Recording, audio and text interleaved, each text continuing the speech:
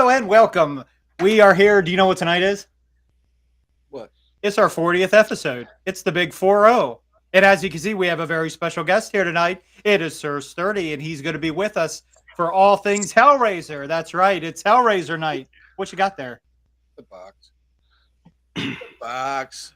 You opened it. She came. I mean, we came. It's Video Store Clerks live right now tonight. Hellraiser night. It's not a legacy I want to leave behind, but I am Chuck Nasty. How the fuck am I out of this? Shit can't be any fucking good. Welcome to the store.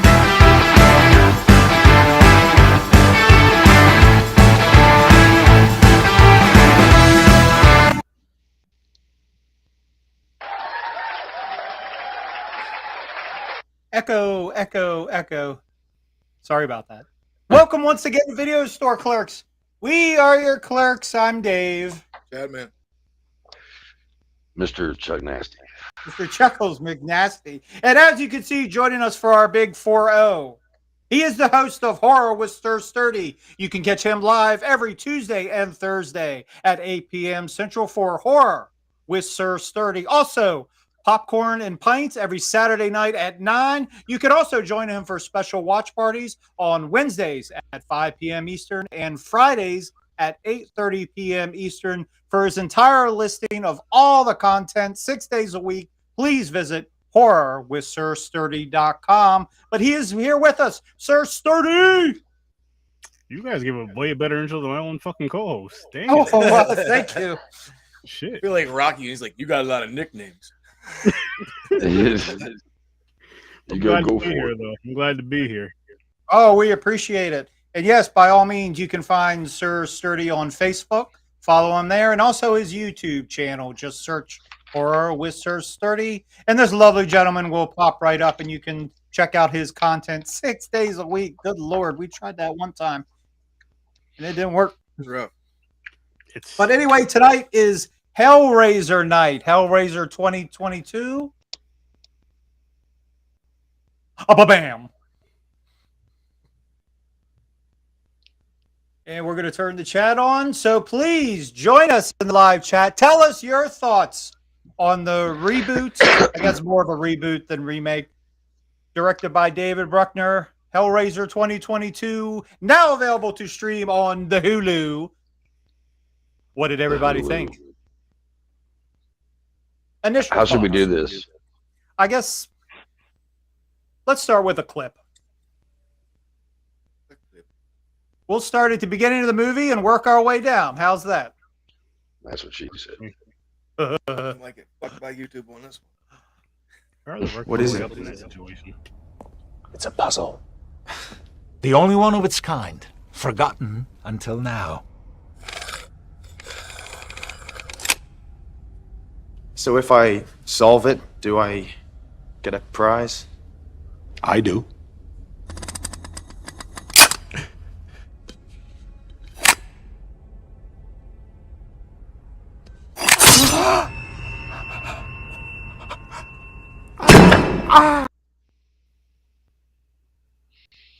That I did follows get a lot of really blood cool out. scene. I Yeah. love Dr. Voight. Oh, real quick, before we get going on this. Well, also, I'm hearing an echo. Are you all hearing an echo on me at all when I talk? No. All right, it seems like it went away now. There's a storm going on, so you know the drill. Every week. Every fucking week. There's Just about every week, there's something going on here. We also have a boil water advisory here in my lovely town. But anyway, it's always something.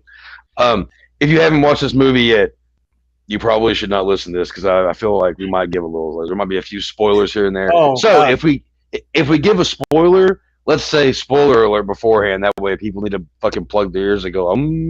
They can do that. Okay. Let's not be complete dicks here.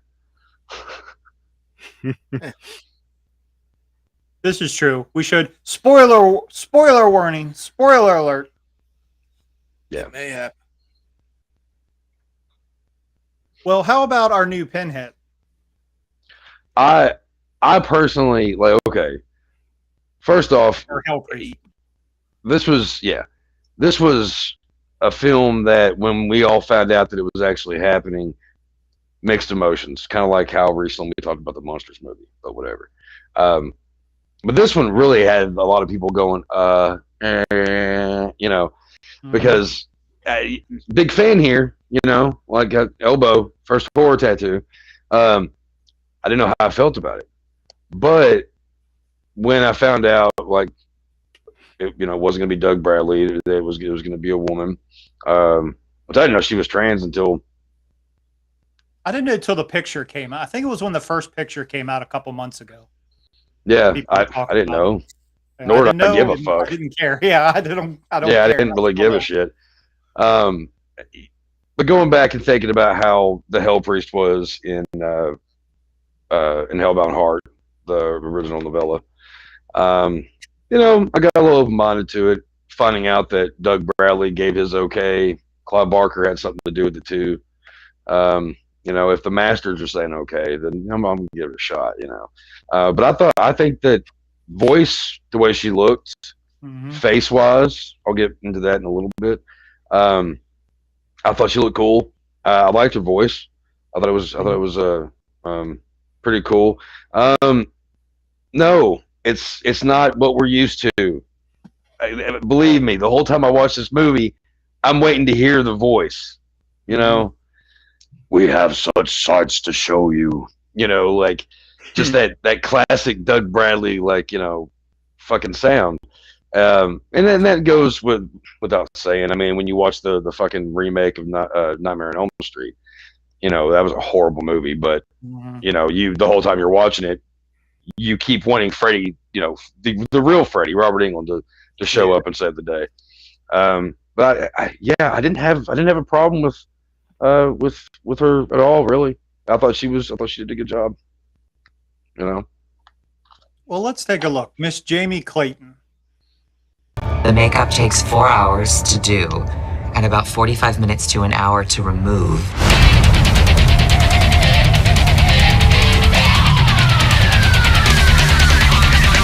It's a lot of prosthetics, and the suit is very heavy and it's very tight and very constricting.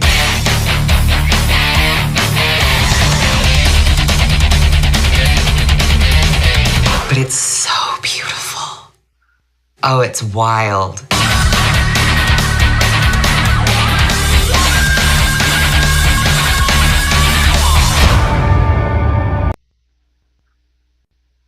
Fucking sick, man. I dig it. Pretty cool. What was everybody else's opinions of it? I mean, did everybody like it? Do you all feel the same way I said, or what? Like, Sturdy, please. You just saw the movie, didn't you? Not too long ago. Yeah, I just watched it earlier with the wife. Out of the last few that I've seen, and I'm not like real big on the Hellraiser franchise, but this is definitely way better than the last few they put out. Way better than that. Like those, I felt like they were the great value versions of Hellraiser movies, if you want to call them that. Yeah. Maybe great value / great value clearance bin, like get this shit out of here. We'll pay you to take it out of here types. Mm-hmm. But this one was actually pretty good. This one was actually pretty good.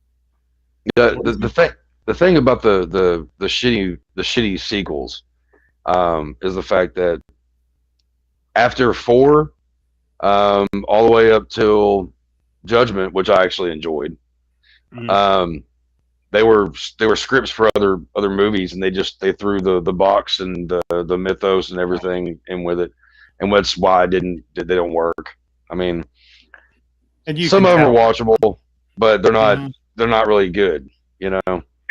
For me, for most franchises, what I'll do is, like, me and the wife, if we start with part 1, it's like we got to watch it all.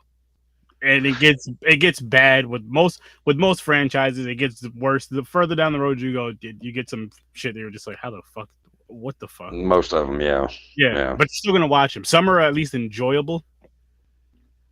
But no, this one I actually thought was pretty good. This one I thought was pretty good. I'm like, okay, this is. And now I want to see more though.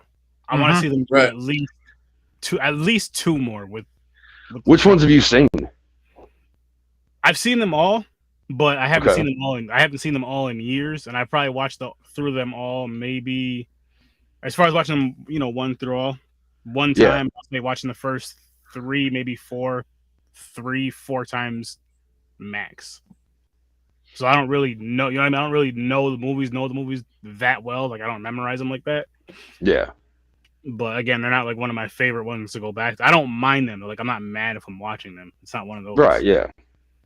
Yeah. I would say that when it comes down to, if I was to tell somebody that hasn't seen any of them or whatever, I would say all you really have to do is like watch the first four, and then skip and watch Judgment, and then the new one. Judgment's good too. That was actually a pretty decent one. Doug Bradley was a Pinhead, and everybody was kind of like, I was really kind of shocked that it didn't have, like, everybody was like uber excited about this one coming out. I think there was a bunch of different reasons why, more so. But Judgment was a good one. It was good and gory and gross, and I thought it was a pretty interesting story. Revelation was the one before that was completely something you would buy at a dollar store in the bargain bin for 50 cents. It was a piece of shit completely. Out of all the horror franchises, fans of the Hellraiser series have been burned a lot. I don't think we got a decent Hellraiser movie. I mean, Bloodline, I think Bloodline was a good script. It was the execution. And I think a lot of it got cut. I think they cut like almost an hour out of the movie. Oh, probably. I mean, because they were trying to tell a story of the past, the present, and the future. Damn. Yeah. There was probably just no way. And Which is what I liked about it. Yeah, I was surprised to find out how many people did not like the second one. Yeah, I know. And that's with Hellraiser. Hellraiser is different than all the other horror franchises, just because it's a universe. Like the MCU don't have shit on the Hellraiser. There's so much to tell. I mean, we haven't even gotten to Leviathan. We haven't. There's a whole story of Pinhead versus Lucifer. Or Hell Priest. I'm always going to call him Pinhead. I can't help it. Sorry, Clive. If you ever watch this, I'm sorry. But no, I mean, nobody can ever replace Doug Bradley. But, she did a damn good job. Yeah. And I like the little bits of emotion. Like, there was just like these subtle little things of when she was irritated or when she was amused. I think she was, when the girl was praying, I think she was a little bit amused, a little bit irritated. Yeah. It was just little things like that. And I thought the voice was cool too. Now, the other characters. Yeah. It was just the slightest little bit. But the other characters, on the other hand, Riley was no Kirsty. But I did kind of felt sorry for her. Yeah. Everyone she else. Like a Muppet.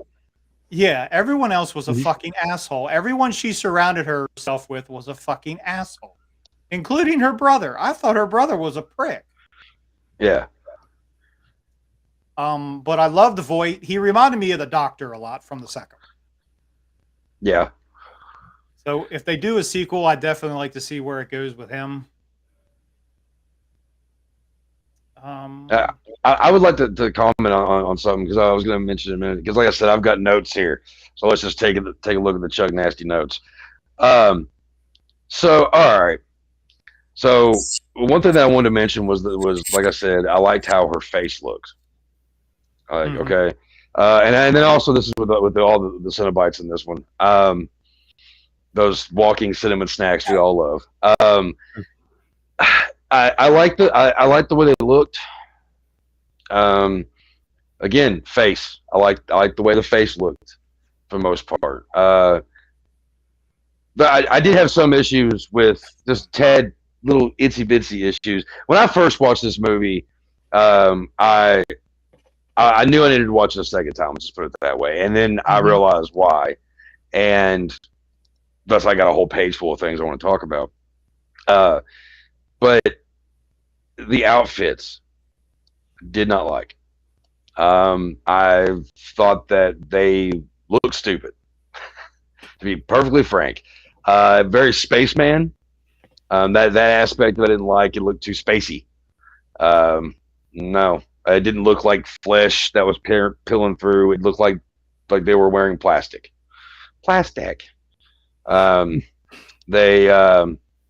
they failed to represent anything that is it didn't really feel like hell. You know, it felt more like it felt more like a Resident Evil Silent Hill movie at certain points, to be perfectly frank about it.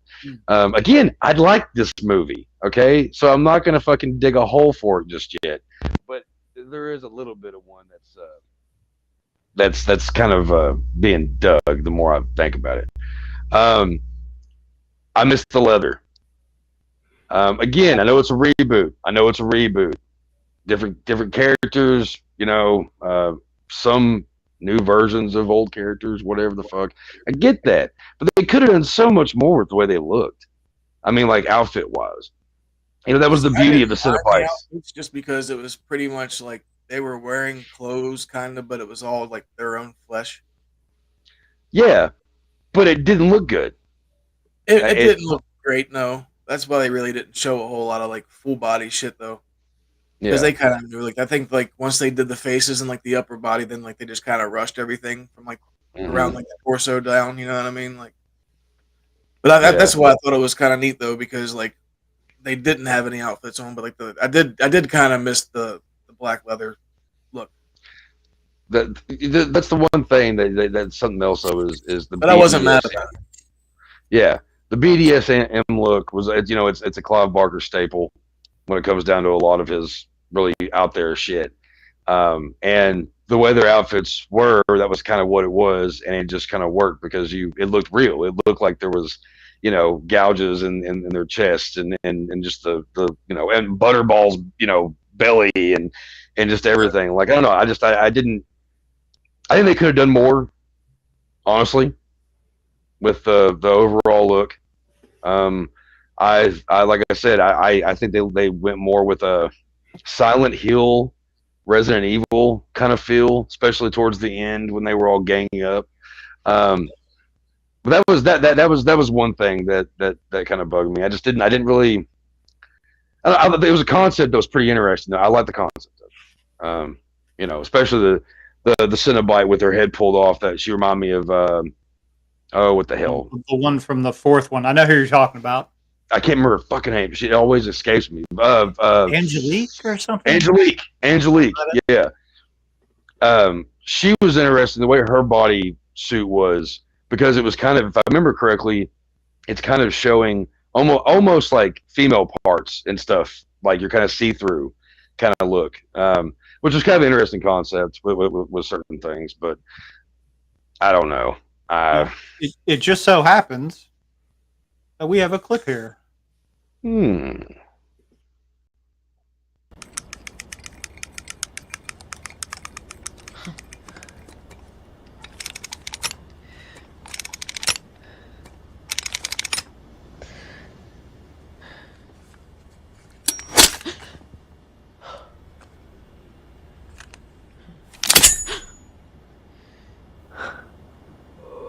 Come with us! If not you. No.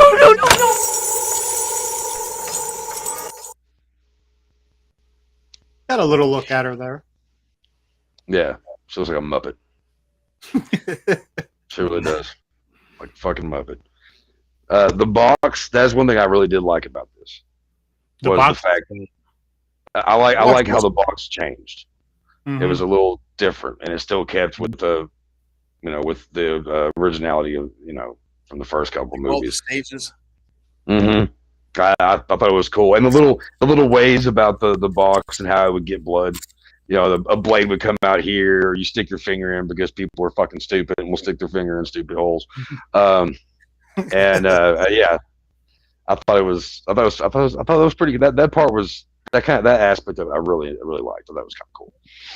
To me, that was actually one of the better parts of the movie, was the box. Just the whole concept with it, the look of it and everything. I was like, this is dope. And it was one of those things where they switched it up and made it their own, and it didn't make, I'm assuming, for the purists of this film, for this franchise, of people that really love it, because I didn't see a lot of outrage for the box, for the look of the box. Because if that box looks shitty, that would be the first thing we heard about this movie. See, all the box looks garbage. They fucking, I didn't see any complaints online.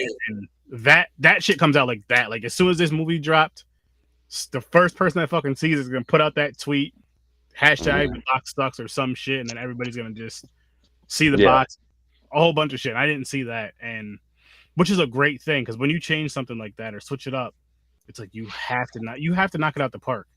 You have to knock it out the park to where people don't even think about it. Like as I was watching the movie, I didn't even think about it. You know what I mean? I was like, this is cool, but I didn't think about like, oh, they changed some stuff up with it. Well, and you have to knock it out the park, and be at least almost as good as the original, if not better. But you can't be terrible. You can't just fuck it up. They did such a good job with it. They really did. I mean, that's the interesting thing that a lot of people miss is the fact that the star of these films is never the Cenobites. It's never the people that are in it or the other creatures. It's the box. Clive Barker will even tell you that. It's the star of the show. You know, and that's kind of an interesting thing. You know, the fact that all right, people still bashed it, never said a damn thing about the box. So I didn't even think about that. Yeah. So fucking naysayers. They can't. I mean, because as far as the box stabbing your hand, that's cool as fuck. Yeah, the box. I mean, it looks on point. There is not a complaint I have about that aspect of it. Not at all. That was actually the first thing I noticed too. Just like I just wanted to see the box, and as soon as they showed it, I was like, "That's the first scene." Like it's not even in like box form, but you already know from there what it is, just because of the color and just the designs and shit on it. Yep. So and we got to see all the different stages. You know, all the different forms that the box takes, which was really cool. So I feel like the box was definitely one of the stars, which is the way it should be. Yeah, I made a comment in our little group chat that we have when we're not on here about how there were some similarities to how the box acted in this, and one of my other favorites, which I'm also inked with, is Phantasm and the ball, and I kind of thought that was kind of cool because I mean there was definitely moments where I was like, that's kind of like there was some moments in this. There was a lot of moments where I kept saying that kind of reminds me of this movie. That kind of reminds me of that movie. And Phantasm was definitely one of them. Freddy was another one. The whole idea of going, like it felt like they were in a dream state, and that it felt like Freddy was after him and not the Cenobites. I don't know. I'm not really I'm not really bitching about it. It's just one of those things that I just kind of like. That kind of reminds me of Nightmare on Elm Street stuff a little bit. Yeah, I'm trying to. Yeah, length. Do you think it was too long? I think it was 2 just hours right. long? I think it was just right. I think you can cut off if anything. Either make stuff start happening a half hour sooner, or cut off a half hour of the movie. Because there's definitely some stuff they could have cut at the beginning. Yeah, because I don't think you need like an hour. Because the movie's about 2 hours, and you have about it's right at 2 hours. Huh? It's right at 2 hours, I think. It was like 2 hours and 1 minute, and like right at the hour mark, more or less, is when shit really starts to pick up. And I feel like they could have cut off at least a half hour of the first hour, and we could have still got the same shit. They could have just cut some of those scenes a little shorter, or dragged it a little more, or added more, or just had shit starting, in the first hour or 45 minutes. They could have definitely, because I totally agree with you on that. Because I was thinking after I watched the second time, I was like, okay, like it was 2 hours. Didn't really feel like 2 hours. But kinda, I think they could have not rushed, but they could have gotten more into the story, like the backstory of everything when it came down to Riley and all that, and the little things here. They could have picked up the pace just a little bit. They were kind of dragging ass a little bit. Let's be honest here. They could 20, 30 minutes, take it away, have been perfect. It would have been a perfect time on that. Because some movies I can watch that are 3 hour, like The Wolf of Wall Street. Okay, I know it's not horror or whatever, but The Wolf of Wall Street movie is 3 hours long. Does not feel like 3 hours long. I've watched that movie 3 times. Never feels like it's 3 hours long. This movie felt like it was 3 hours long at times. And, I think there were too many characters. I mean, they had to have fodder for the Cenobites, but I don't think you needed all. There was what, 5 or 6 characters that I would have rather seen more of Voight. It just should have been Voight and Riley. I think that I honestly they could have done both of them a little bit better. Have a little bit more trying to maybe figure out his angle, how it came to be with him. Maybe they could have just done the movie that, you know what I mean? And then, like first hours, this, or pull a fucking Pulp Fiction and just have it all over the place. Yeah. But no, I'm glad they didn't do it that way. I think that because it's really weird how if they were to take 30 minutes away from the movie, it would feel like it took away that extra hour that actually wasn't even there, if that makes any sense. Mm-hmm. Yeah. Because like so the other girl, she was just there to get killed. That was her only purpose. Mm-hmm. Well, of course.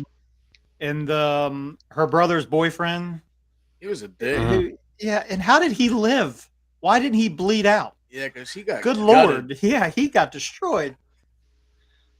I probably have a good answer of why that is, but I'm not going to voice it out loud on here. Uh-oh. Oh, Jesus. I would say there's a couple of things that have to do with this movie that has made it so popular that it is. Which, whatever. Well, but, that's... Like, where the fuck did Voight and that Trevor dude meet and how they end up getting hooked up? Yeah, I don't explain that shit. Like, I don't think that dude, that dude didn't need to be there neither. It goes from him killing the kid in the fucking, his little dungeon thing, and then it goes to her, and then next thing you know, he's with her, and like, you have no backstory of why or what the fuck they wanted her to be the one that does the box, you know what I mean? Because I'll tell you what, exactly what I thought when the trailer came out. When I saw Voight, I was like, he's going to be like the doctor, and instead of patients, he's going to go around picking up homeless people and stuff.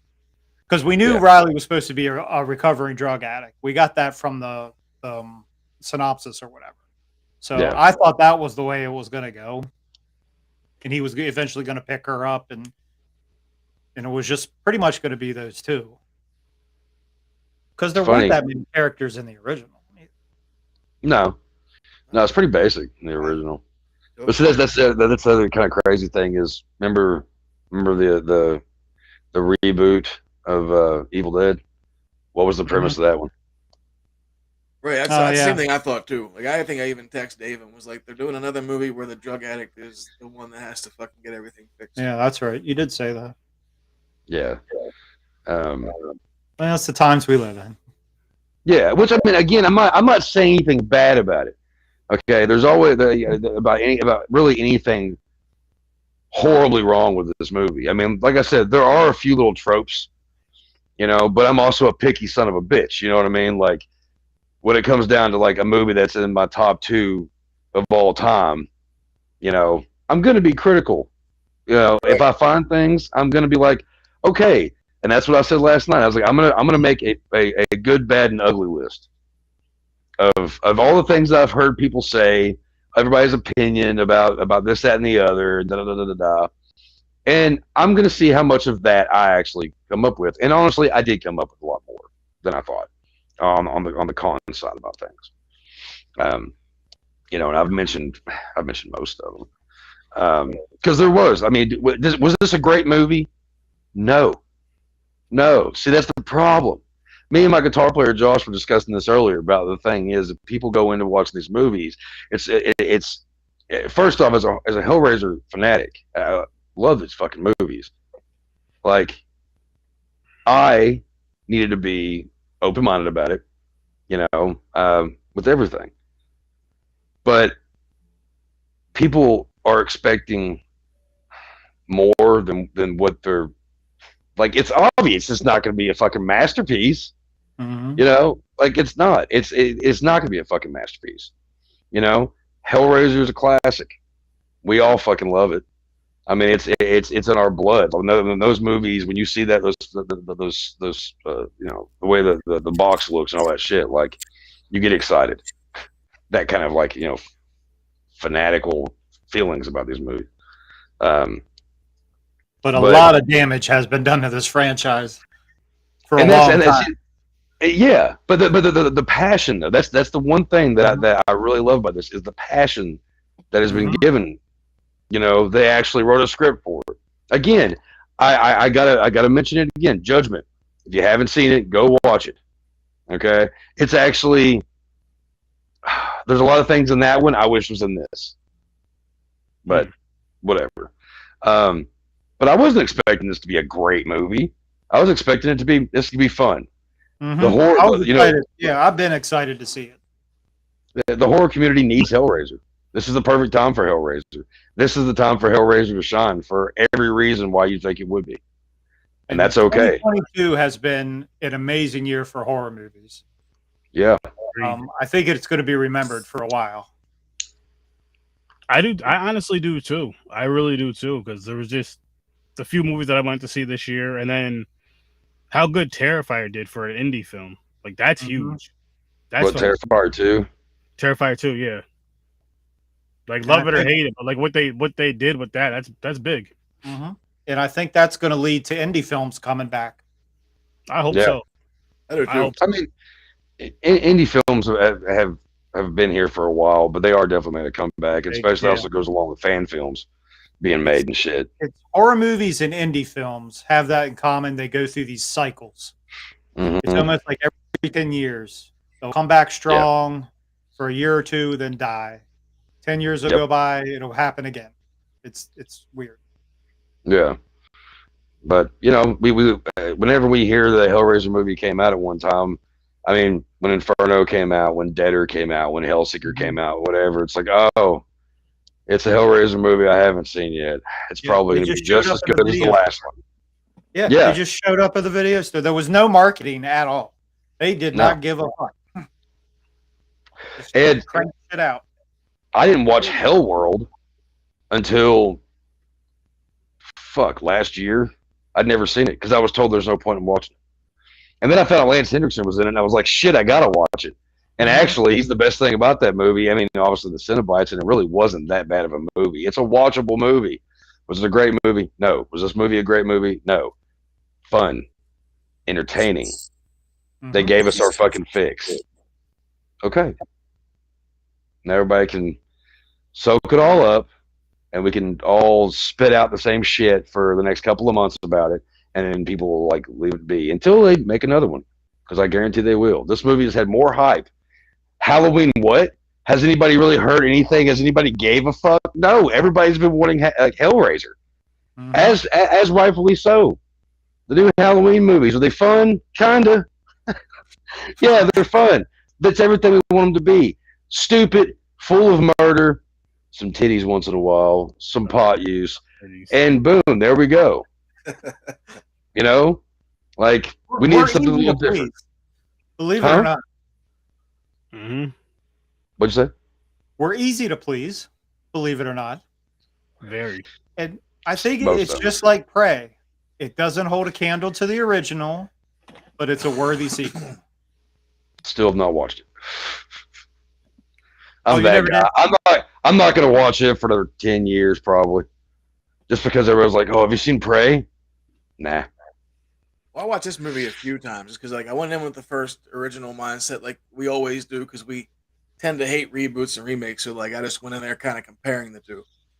At that point, I was like, whatever. I was like, some things were cool. I was like I said, the box was real. Like you could tell that was the box in the very beginning. Then once they actually bring it back and it's the actual box that everybody's used to seeing, then I was like, okay. And then when I first saw the Cenobites, I bought it. But like I said, I was missing like the black leathery suits a little bit. But then when I went back and watched it again, I was like, okay, it's a reboot. I gotta fucking not even think of the other ones. And then that's whenever I kind of liked it. So I was like, okay, I was like, for all the shitty horror movies I've watched this year, I was like, this works. Oh, you're definitely welcome for two of them. Right. I've heard about those. You gotta get Chris to watch Killer Clowns though. Oh yeah, I'll talk to him. That's not even a bad one. No, a good one. He'd be happy to watch that one. He's afraid of clowns, ain't he? He's the one who was like, "Yo, watch Weed Wolf," and that movie's bad. And you know what I told you to watch Blood Lake, and that's just yeah. Blood Lake was definitely. I mean, not probably. It was definitely one. It was definitely one of the worst movies I've ever seen in my life. That makes me happy. I don't know why. It's one of those, like, you know what it is, people? Shoot for goals. If it's like, it's tough to tell your friend or whoever, fellow podcasters or anybody in the world that you can give them the best movie in the world and they're all going to say it's the best movie, but worst, that's something you can shoot for. Right. And Blood Lake is, it's there. Nobody, when it comes to bad movies, yeah, I noticed that. Is it better now? Yeah. Okay. Check out Monster and then get back to me. Oh, Jesus. Monster. On Tell Us the Podcast, that was one of the first episodes I was on. And we had the director, Dan West, on, who is a super cool guy. Send me the link to that episode when you get a chance, actually. And I'll watch that episode, then I'll watch that movie. Yeah. Because you want to talk about a guy that went for his goals. Damn it, he succeeded. He's an old punk rocker, like artsy dude. He's super cool. I talk to him every now and then on Facebook and shit. Like, but it's indie horror, man. Nice. Speaking of, I'm gonna go see Halloween Ends tomorrow. Oh God, yeah. It does come out tomorrow, doesn't it? Mm-hmm. Oh yeah. God, yeah. Okay. I just know how I felt about Halloween Kills. I'm not really. What sucks too? Like, we've watched like numerous movies for this show and everything, but I'm not really looking forward because since this is coming out, we were just talking about it earlier. I'm like, you know what this means? We got to go back and watch the first fucking two again. I have homework again. Yeah, that's what it feels like. Homework. I'm not looking forward to Evil Dies Tonight. Nah. When it comes to Halloween, though, I mean, Halloween 2018, I didn't mind it. I thought it was good. I like. And then they came. Yeah, it was a good movie. It was dark. It was pretty serious. It wasn't too campy. And then out of nowhere, funny part I loved. Right. Evil Dies Tonight. Yeah, that one. That was that part of the movie, the part where they're chasing the guy, like that whole was part of the whole same scene. Like that didn't need to be in the movie at all. It didn't make any sense. It was stupid. Like, because at the very least, you knew Michael Myers was bigger than that. Right. Exactly. You've seen him your whole damn, well, you know, he was locked up for 4 years, whatever, but you've seen him as a kid, and you've seen him as a grown man, and you know he's bigger than that dude. Yeah. You know for a fact he's bigger. I'm just like, come on. What the fuck? That was just stupid. It didn't make a whole lot of goddamn sense. You know what I mean? That's what that's the worst thing about them keeping on and going with these reboots and remakes and continuations and shit. Is it's like, okay, this really makes me question that kind of stuff because like I like the Halloween and then Halloween Kills came out and I was like, oh, well, that's disappointing. And now this new one's coming out and I just think it's really funny how Halloween Kills, everybody's like, yeah, I can't wait. And then now everybody's like, they put out, oh, Halloween Ends is going to be on Peacock. And then you're just hearing like chirps. Nobody cares. But, hey, but Hellraiser is going to be on Hulu. And everybody was like, yeah. And of course, some people saw it and went, boo. And some people saw it with, yeah. Well, I noticed like all the negative reviews I saw were people that did compare it to the originals. I think that's the problem. Fuck up. I kind of treated it as a sequel. And I don't think they intended to remake it. Why would you? No, like I mean, that's why I kind of like because I've never read the books, but I know like how Chuck talked about them. So like to me, like Pinhead or whatever would like that's pretty much how he would look too, because he had like the soft features and looking kind of genderless kind of thing. So like I kind of kept that in the back of my head too whenever I was watching it. So it made it better the second time whenever I just fucking like took everything out the window. Yeah, you can't. That's where people fuck up. Yeah, they can't do that. That's how I was with Evil Dead too, though. Because I love that fucking movie. I mean, I got a whole sleeve fucking dedicated to the original Evil Dead series. So, I mean, whenever the remake came out, or reboot or whatever, I was like, fuck my life. This is like the one thing I've never wanted to see done. That and the Lost Boys, and now they're going to try to ruin me again for that one. Yeah, I heard about that shit. Once I like went back and watched it again and just like took it as it was, like it was a good movie, and like I still watch it because that fucking scene where she licks the razor blade, to this day I turn away. No, It makes my tongue hurt. I can't do it. It's like eating some hairy pussy or something. Yeah. Wow. We're gonna get kicked off here. We're on thin ice There as it it is. is showing these clips. We're gonna get canceled. But no, I was happy with it. But maybe that's what the difference is. I never even tried to compare it to the original Hair Pie. Hair Pie. Thank you. Pie. I wasn't. Why haven't we done those movies? Revenge of the Nerds. That was I a wasn't dope crazy movie, about the look of the Cenobites. I wasn't crazy about, like the whole look, the suits, the fate, like everything. I didn't really like them. And I felt like the looks of them kind of took away from the dark, eerie feel you get from the movie. And like even going with this story, you're supposed to still get that same dark, eerie feel which you could have kept. You could have changed the whole look of them. That's fine. Change the whole look.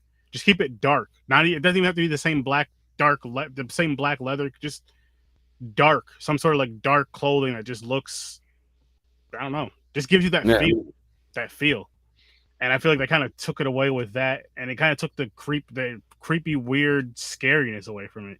Mm-hmm. For me, I agree. No, I totally agree with that. For this type of movie, there's too much lighting in it. At the parts where it was dark, I'm like, yes, this is the best. And then the rest where it was light, I'm like, this, especially everything going on with the box, I'm like, this makes no sense. This should be dark right now. Yeah, I totally agree. Totally fucking agree with that. I will say though, the usage of the chains made me really happy. There was a lot of good chain scenes. I mean, where they had the chick bit backwards and like, the hell priest is talking to her, and she just like, I thought it was pretty crazy when the first guy gets, I was really happy about that aspect of it, because you don't really guess what in the first four. I dug his house too with like the protective cage and shit around it.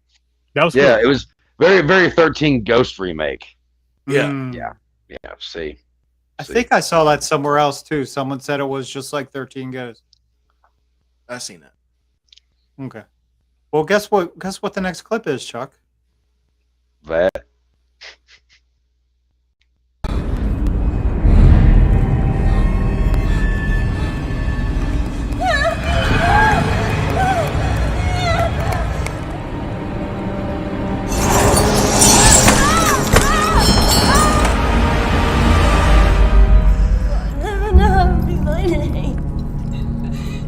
What is it you pray for? And you'll feel it all before we're through. See, that was pretty cool, actually. So real quick, I've got us on. Uh-oh. Yeah, it didn't show. It did it again? Yeah, it started to and it went away.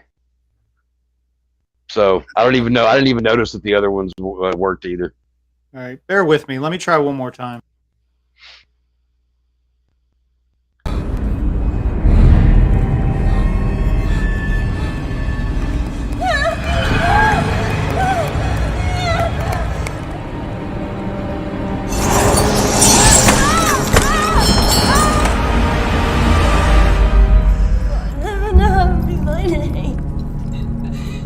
What is it you pray for?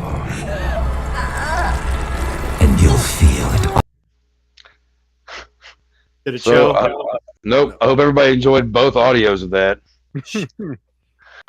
So basically, it's just us staring at shit again. Guess I'll be reaching out to support again. That's weird. Assholes.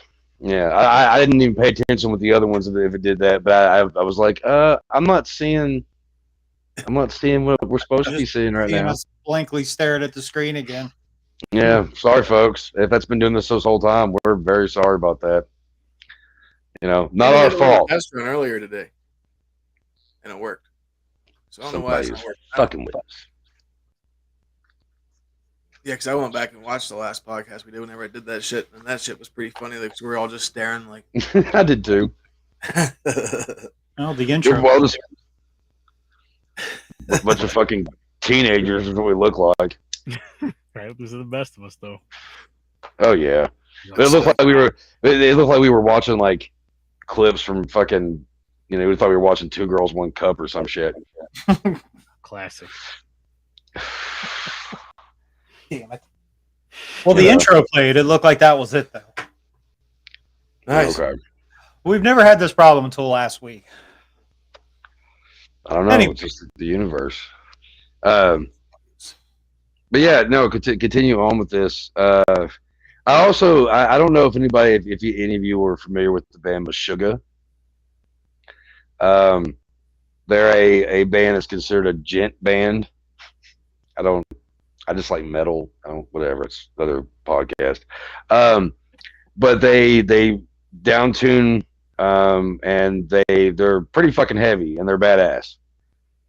They have an album that I'm drawing a blank on it right now, where the cover of it kind of looks like Hell Priest without all the pins. And the whole time I'm watching this, I kept thinking, like, you know, it would be kind of cool. I mean, okay, now they used the original score, okay, which I also wanted to give props on there because you got the same feel, you know, since you had the original score from the movies we all know and love. But I kept thinking to myself, I was like, man, I could totally see Meshuggah redoing, like, doing their versions of the original score. I mean, it would be 10 times fucking heavier, but I don't know, because the way that the cover looks and all that shit of that album I'm talking about made me think of that. And also, I wanted to bring this up because, okay, it's a reboot, not a remake like we discussed. But if you were to place this, like, where do you think this movie would go if it was just a continuation? Where would it be best placed at? Would it be best placed after the original, after the second one? You know, like, well, like, because I was curious about that. I would say after the first 3 or 4, and just get rid of the rest, and then kind of just start with the chapter of this, and maybe do 3 or 4 movies, and then change it to somebody else. And I mean, they could even start with this, do 3 or 4 movies with this, and then kind of just have a whole new Hell Priest. And no matter who it is, it shouldn't even matter. Just the person who can pull it off, right? And yeah, I think you can keep the role going if they really wanted to keep it going and keep it kind of different. Yeah. That's actually kind of a cool idea. Now, I mean, granted, I mean, if you were to have a different Hell Priest in it, like let's say they make 2 or 3 new movies, and there's always somebody different in every one of them. God, you're gonna have half the internet coming and the other half just getting fucking pissed until their heads explode. Yeah, they made another one, and it would just be horrible. It would be chaos. If it's supposed to be a genderless being, it shouldn't matter who's doing it or whatever. Just as long as they can pull off the role and pull off the script. You know what? I'm open-minded to that idea. I think that's kind of a cool idea. It really is, honestly. That or do some sort of a. I could say you could either do that or maybe even do a series, because with a series, then you can kind of do something around the Cenobites as well. Well, they talked about that at first. I think in 2020 they were going to do that. And then the pandemic held everything up, and then they went with the movie, just like out of nowhere. Because it was stalled for years and years and years, and just it's like this movie almost just came out of nowhere. It's supposed to be like a show series or something, right? Mm-hmm. Showtime or HBO was one of them was supposed to have it. The way this movie was done, I would say besides the Cenobites thing, could make a great series, and you can kind of just get more and more into it as you get deeper with it. Like, you learn about certain characters. Of course you have the kill off characters. You have to have that in those shows and movies, and then you learn about certain characters going to be around for a little bit, and then you got the oh shit moments and certain characters die and all that, and whatever else happens. But I think this is one of those horror movies that I feel could be a really good series, because again, you can also go all around the Cenobites and kind of learn about.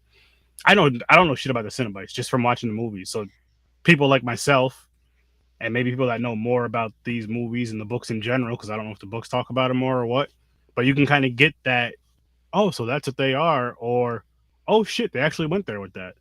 And I think it'd be easier. It'd be easier in a series, because in a series, for one, most of us out there fucking binge shit. Can't help it. you're binge. You're like, oh shit. It's easier to watch a TV series. Like, say if this was a horror franchise, a horror series, right? It's easier to watch 4 episodes of that back to back to back, even if they're an hour long a piece, let's say they're an hour long a piece, than it is to watch 2 movies back to back that are an hour and a half a piece. Just because it's like the way that the shows end and all that, you're like, okay, I gotta know what happens next.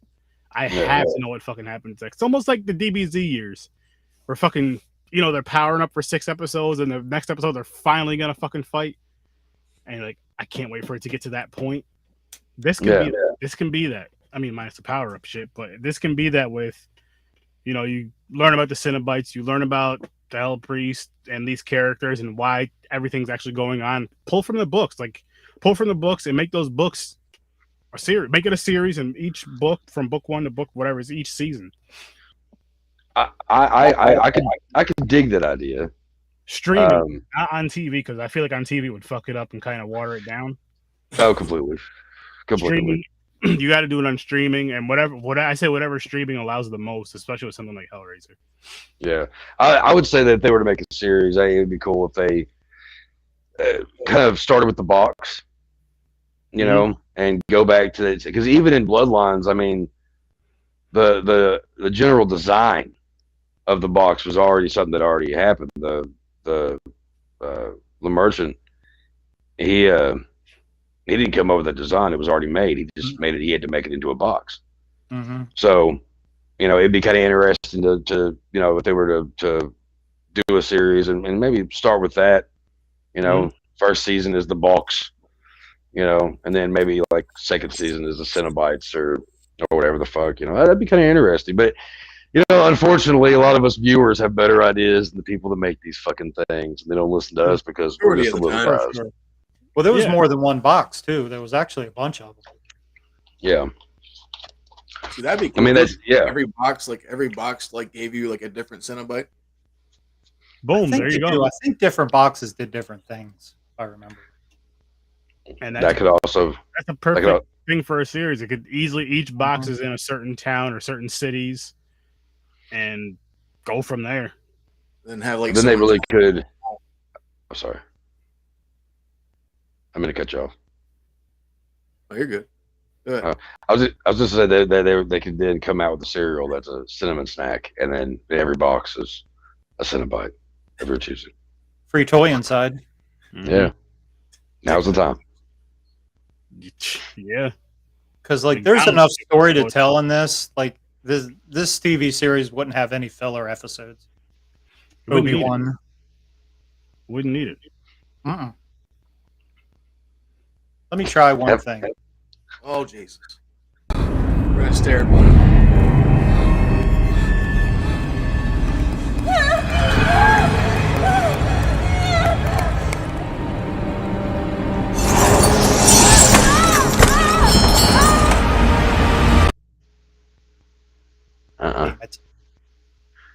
Okay, I'm done with it for tonight. I had to try one more time.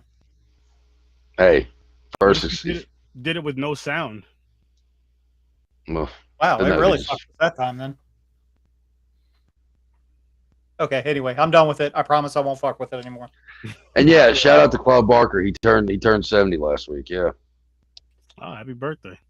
Yeah, the man. I gotta say this since we're just discussing this and shit. Being someone who writes horror, that guy has been a huge influence on me since I discovered who the fuck he was. Like, just his ideas are just so out there, in the worlds he creates, the characters he creates. Like, he's one of the greats, man. He's one of the greats, and his health hasn't been good for a little while. He's had a lot of health problems throughout his career. One, he had a lung cancer, or he had something removed. I can't remember what. If you ever listen to him talk, he talks like this. He's a very deep voice because he always smokes cigars, and he just chain smokes cigars constantly. And I just to know that he's still going strong and he's still going to cons and shit. He was supposed to be at Scarefest a couple of years ago, and fucking COVID, like everything else, fucking destroyed that idea. Because I thought I was finally going to meet him, and I'm getting to the point now where I realize it's probably never going to happen. But one thing they probably should do, and this is just all around Clive Barker, is they probably need to do something where they start fucking doing like anthology films and shit, maybe, because there's so many fucking short stories. I mean, the Books of Blood. Like, I know they put that movie out. They put 2 movies out. In the past like 10 years, there's been 2 movies out called Books of Blood. One of them was good, one of them was bad. They didn't cover everything either.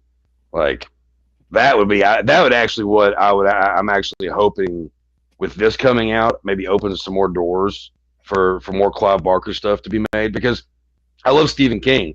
Stephen King's he was the first, like, well, besides R.L. Stein, he was the second one that influenced me to write scary stuff. You know, but Stephen King gets a new movie on Netflix like every year, you know, sometimes twice a year, you know, and Clive Barker, there's a movie adaptation of his stuff maybe once every, 10 years, you know, like, I think what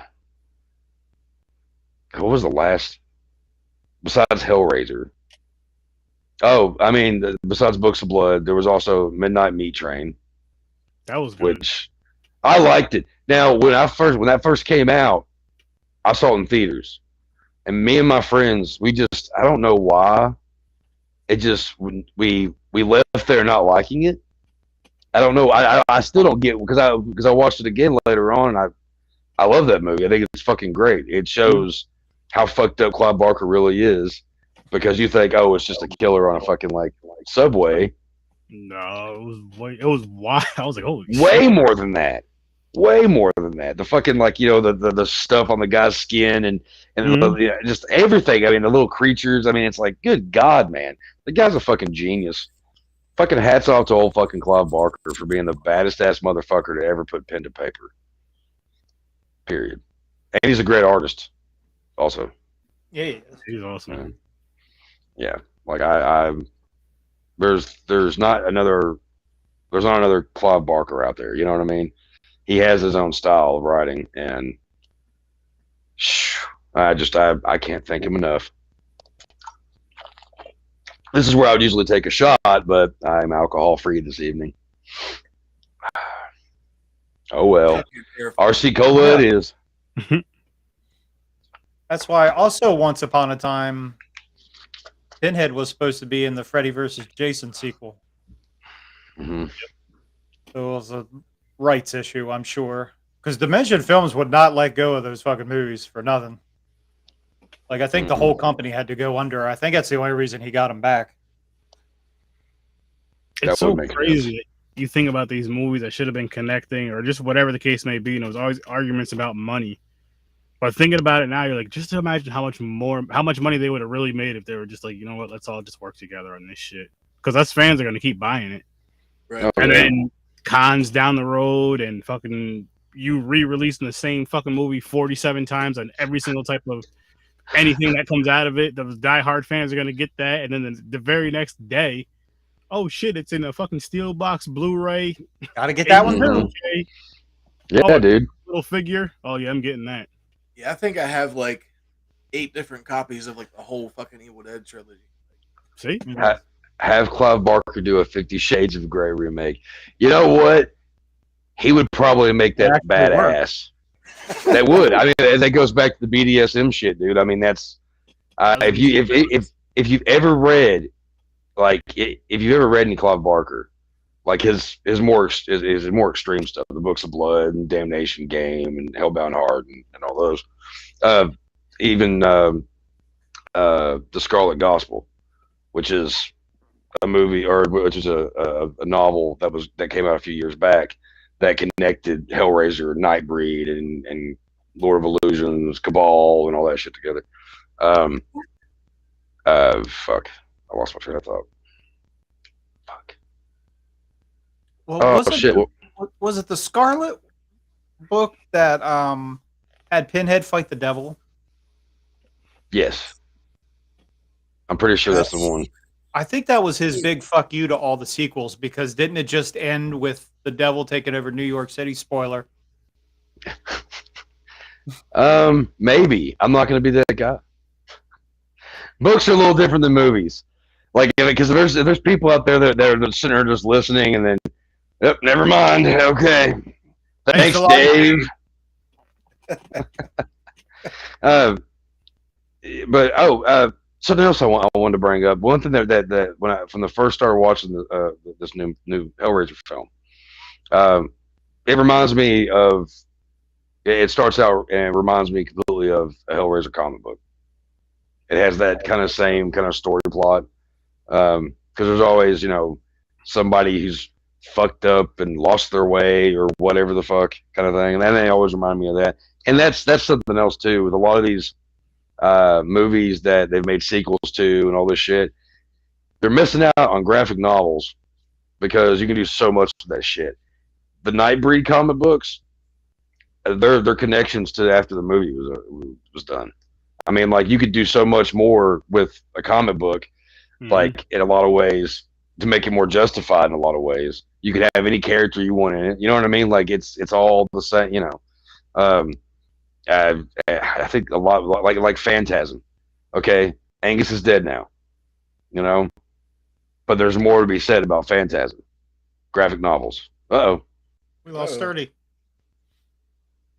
Oh. Did I talk too much? Is that what happened? God damn it. But yeah, there's loads and loads of source material that you're just like, why? Why didn't somebody just pick up one of the comic books and say, hey, it's already fucking storyboarded for us? Yeah. I mean, seriously. There's actually, I'll tell you what would be really fucking cool is there was a comic book. There was only two of them. I found it at a guitar shop here in town that also sells comic books years ago, and it's called fuck. It's no, it's Hellraiser and Nightbreed mixed together. It's like the Cenobites versus the Nightbreed crew, pretty much. God damn it! How do I forget? It's it had the name of it is very Middle Eastern sounding. Means something. Oh my god! I should have fucking dug these out for this. Look that shit up because I'm sure you'll be able to find it a lot quicker than I could at the moment. He's digging now. But those Jihad, yes, Jihad. Yeah. Those are pretty killer. If they were to actually like turn those into something, hey, he's back. If I talk too much and you're like, fuck this guy left. No, I just like the whole screen froze. I was like, all right, let me hit refresh. That happens sometimes. But yeah, Jihad would be really like they could do they could do that. Like it's pretty much right there. It's two movies or one big long movie. They could do a lot more, and they need to look at comic books, or just have the comic books being made and stuff like that. Like these verses and stuff. Like, Pinhead versus who makes the most sense for Pinhead, and the Cenobites or whatever to be verses with in the horror like universe. Who would make the most sense? That's a good question. Phantasm. The tall man versus Pinhead. Because Pinhead has his Cenobites. Tall man has his, not so tall little guys that run around and look like evil Ewoks. Like, I mean, because there's so many different. Yeah, I feel like that's a mismatch. Well, there's so many different dimensions that I was thinking about when I was thinking about the box and the Phantasm ball. I was like, man, there's. I don't know what just happened. Hey, what's up, guys? I was giving you the spotlight. Oh, okay. But you could really, I mean, you could take. I feel like it's just okay. Okay. It's like it kind of threw me off a little bit, man. Are you ready for your close up? Yeah, right. Okay, I know. Okay, and scene. Okay, I got this. because there's so many different dimensions, in Phantasm, and there's so many different universes and dark areas, in Hellraiser that, that I think that could be interesting. The Cenobites versus Godzilla. Oh my God. I don't ever want that to ever be a thing for many reasons. I'd watch the shit out of that. Oh God. I'm one of those people, man. I'm one of those people. I don't like Godzilla. I love Godzilla. If I could say it, I just don't give a shit. Like I know there, because I have had so many friends of mine that just love Godzilla. They love Godzilla. I was always a King Kong person. I don't even like him that much either. I just don't like big monster movies like that. I like there to be some kind of chance that the fucking that you could actually beat them. Like, I don't know. It's like Godzilla. Oh, I'm not gonna do the voice because we saw what happened with fucking Metallica. But yeah, there we go. Like I see. You talk about fucking movies. I think are just fucking. They just need to be done and not make any more of them. It's the Godzilla fucking I don't get it why they even bothered. And the fucking Godzilla movie that had fucking Matthew Broderick in it. I'm not even a fucking fan. I don't know what the fuck they were thinking with that shit. The best thing about that goddamn fucking movie was the fucking soundtrack, and it had 5 good songs on it. One of them was Rage Against the Machine. That was a blessing at that time for me. And fuck them too. I don't even like them anymore.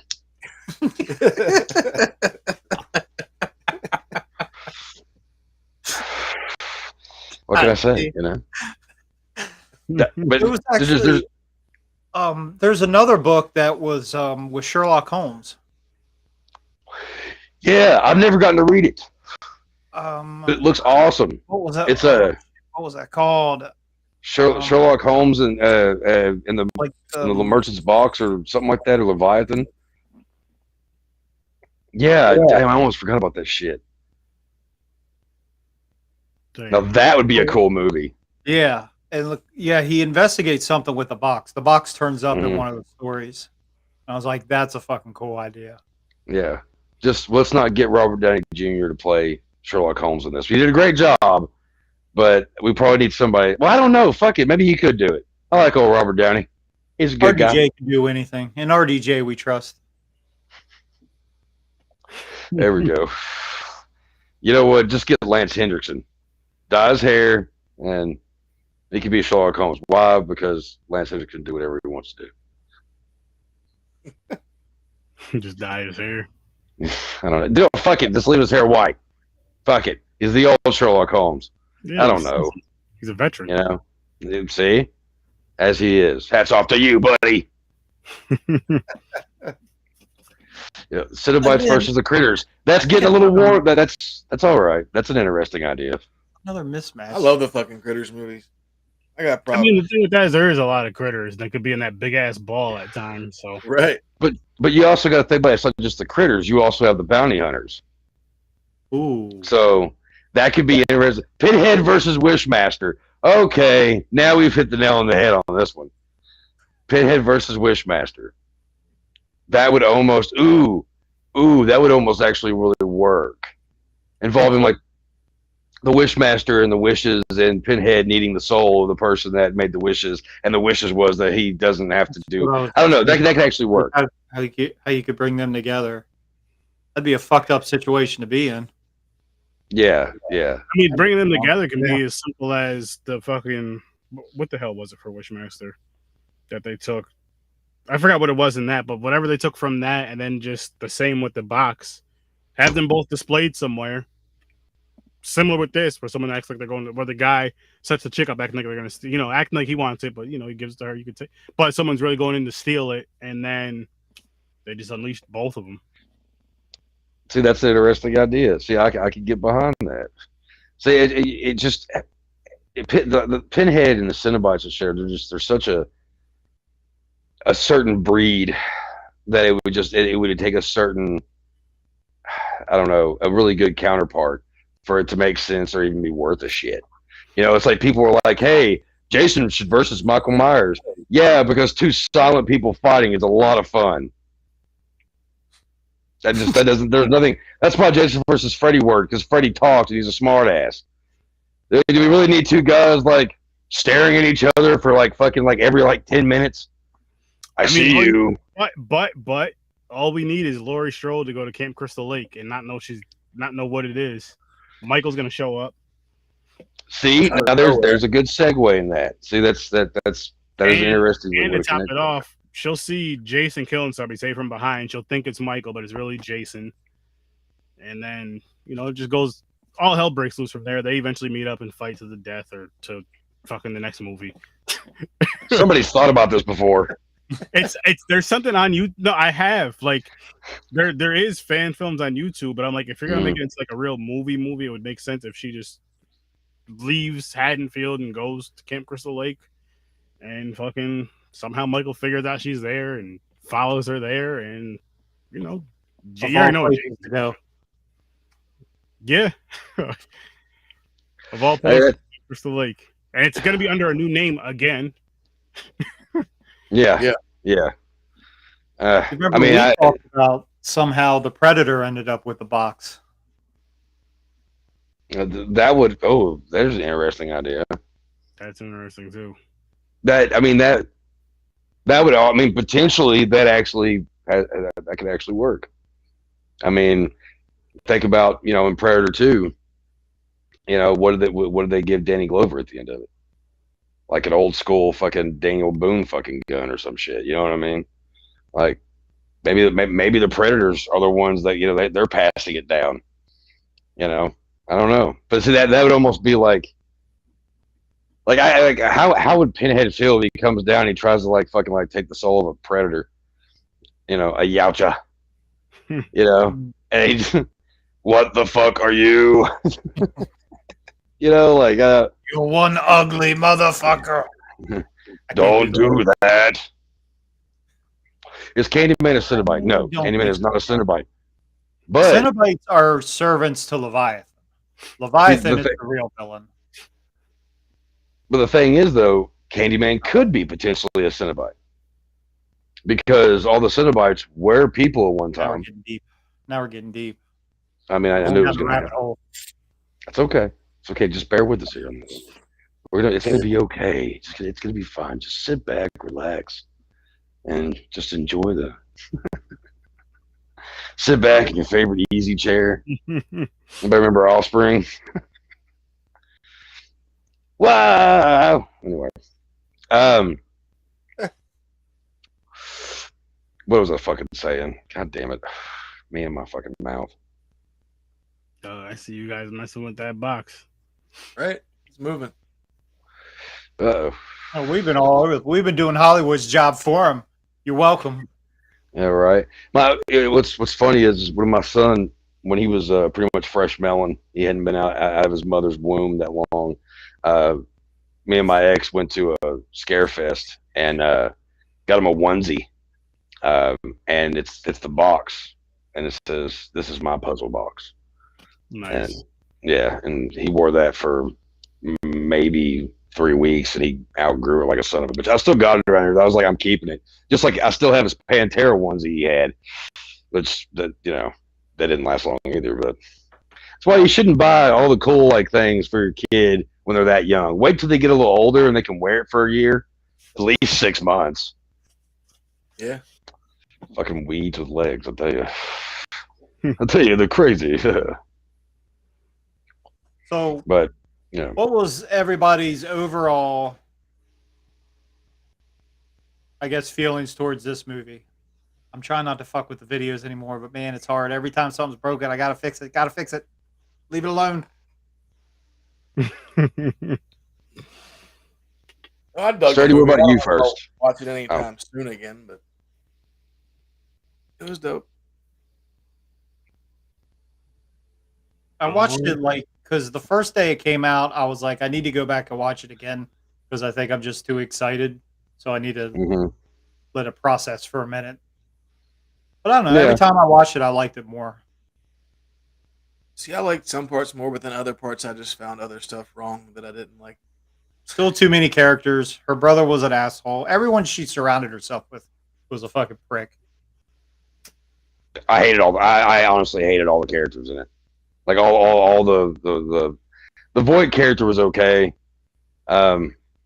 the pain that he endured at the end of it was pretty interesting. At first, I was like, I don't know how I feel about that, but when it showed it like pulling his intestines or whatever, and it was just like wrapping around, I was like, oh, that's kind of painful. Okay, and I literally like scribbled out like, okay, I don't. That's no longer a con. That's kind of cool, even though it's kind of stupid, but it's kind of cool. I'm All the rest of them, they all kissed my ass. I did not care. I'm with you on that. I didn't like that thing in him either. I thought it should have been a different type of torture. That wasn't so bulky and just A typewriter that spreads your insides. That's what it pretty much looked like. again it took away from the darkness of it with stuff like that. It was too overall I did have a good time. I will say that. I do feel like it was better than the past few I have seen. And as like you guys earlier, I'm not a big Hellraiser fan. So I didn't like come into this with high expectations, which is probably a good thing. But this wasn't a bad movie. It's worth a watch. I'll probably watch it one more time at some point. But I'd love to see them make a sequel to either sequels to this or do a series, but based off of this story here, not going back too far and all that. If you want to add stuff pull stuff more from the book, yes. But as far as pulling back from other movies, I say if you're gonna do that, just go from here on. Yeah. Absolutely. I agree. Well, that about wraps it up. We're going to close up the store in a little bit, but first we're going to go around the. Oh, go ahead. Hold on, real quick. Like I didn't really give. Oh, I thought you did. Calm yourself, god damn it! No, I'm just kidding. No, I like I said, I didn't hate it. I did like it. It's one I'll watch again. It's not one that I'm going to watch all the time. Hellraiser 1 and 2, I watch a lot. A lot. This is not one of those movies that I'm gonna like reach for if I want to watch a Hellraiser movie. You know, if I'm hanging out with some people or something that haven't seen it, then yeah, I will. And I'm sure every now and then, at some point in time, after it's all settled a little bit more, and as time passes, I'll watch it again. You know, and that kind of thing. But it's not a oh, I'll watch a Hellraiser movie. This is what I'm gonna watch. No, I'm gonna go with the fucking originals. You know, it wasn't great. It was good. I enjoyed it, minus its flaws. It's fun. So my biggest problem still is how the fuck can you tie the Trevor dude and Dr. Voight together? Because they don't show you like why he gets that thing in his fucking chest and he's just fucking chilling in this building for what was it, 6 years or something? You know what I mean? That better with that connection, as simple as you listen to me, just hit father and son, and then the guy mentioning it in the movie at some point when he had him hit the switches and all that. That's it. That's it. And like, oh, there's the connection. That's his that's his son. That's his father. I want to see like what the fuck he was doing in that little house for like 6 years or whatever. Just running around the walls with a fucking Da Vinci Code box in his chest. Fucking typewriter. Like, yeah. There's a lot they could. There is a lot more they could have done with this movie, and they didn't. So if those out there who don't like it, I understand. I understand completely. I get it. But I also can understand why you could like it, because I like it. Yeah. So it's kind of, you know, just like the Monsters movie. I understand. I get why a lot of people didn't like it. Right. I had a goofy good time with it, and it's, you know. Sometimes you just got to let sleeping dogs like lie. Realize that it's okay to have fun with the movie. There was a guy on a post yesterday who was bitching about Hellraiser, about the new one. And he was like, you know, people want to keep talking about, you know, they mentioned, oh, this is a fun movie. And, you know, oh, I have a really good time watching this movie. But, like, what's the but it's not, that doesn't seem like a horror movie then if it's like, it's supposed to be terrifying and da-da-da-da. And somebody else had commented, like, so it's not supposed to be fun at all, but isn't that the point? Like, is it really supposed to make it to where it really fucks your head up that bad? Like, I mean, if you want that, go watch Judgment. The first 10 minutes of that movie makes me want to puke every time I watch it. So, if you want that, go watch Judgment. It's not a bad one either. I just think people are too quick to want to argue. And they're too quick to completely, and we're all guilty of it. Every one of us are guilty of it. To just fucking just smash with the fucking, you know, bottom of our heel any idea about anything that oh, it's it's really popular. Everyone's loving it. It's probably going to suck. And then what happens? We see it and we go, okay, I'm eating my words now. Sometimes you just got to fucking let things be. I've been getting a lot better with that though. Like I kind of just ignore people, especially if it's just people. I ignore Rotten Tomatoes all the time. Fuck them. Agreed. I'm beef. I don't like them. I trust podcasters the most is when it comes to movies. Like people that I know personally that, we watch a similar type of movies. I trust them first, and then it's the podcasters because we review these movies and we sit down and watch them as fans, not as just people hiding behind Rotten Tomatoes. Put your name out there and be honest about your feelings for these movies. We put our faces on it. Right. And yeah, so like with this, I was I seen a few people's things. I was like, let me just check it out for myself. And again, like I said, I wasn't a big Hellraiser fan, but this wasn't bad. This wasn't bad at all. It's worth at least I'll say it's worth at least a 2-time watch because you may have missed some things. I'm gonna watch that at some point a second time. Yeah. But I highly suggest that. I do highly suggest that. If you watch the movie once, watch it again just to make sure. And if you've never seen any of the other films before, this one's not a bad one to start with. Just so you're not stuck with what's going on in the let's say with the first three. Again, I don't know the series that well, but say it's the first three. If you watch this one first, then maybe go back and watch the other ones if you've never seen any of them, because this doesn't have ties to them besides the story, I guess you could say, but it doesn't have like a whole new reboot, rebrand, whatever the hell you want to call it. Yeah. Then go back and watch the rest. I'm just hoping that with this movie, it opens up doors for people who maybe like some of the younger horror fans out there that are just now getting really into horror and finding out this, that, and the other. Maybe they'll they'll watch this and they're like, well, I'm kind of curious because everybody really likes these other movies too, and da da da. Yeah, it might get more. Like I want to see more kids. I want to see kids wearing Pinhead shirts, man. Like I want to find like the me's of today. That would make me happy because at one time, let's face it, at one time all of us fucking horror fans, people gave us shit about it. I know I did. I got fucking like called all kinds of names because I was a weirdo, whatever. It's like horror movies. Horror movies weren't always popular. They're more popular now than they ever have been. Oh, hands down.